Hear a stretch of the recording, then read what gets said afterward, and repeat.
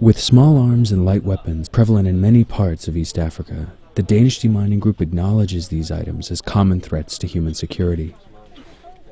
To combat this risk, DDG provides firearm safety education to firearm owners and dependents in order to encourage safe behavior when handling and storing firearms. This program also aims to prevent accidents and enhance notions of firearms responsibility. Firearm safety is not in your fingers, not in the firearm, it's here in your head. In conjunction with firearm safety education, DDG also helps communities produce and install safe storage devices for firearms.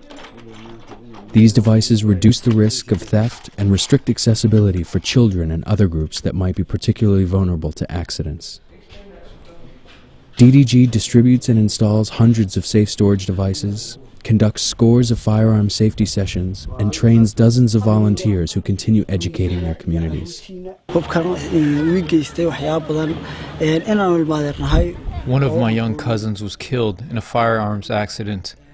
The weapon went off accidentally, killing him right away. His death motivates me to educate people about the danger of firearms.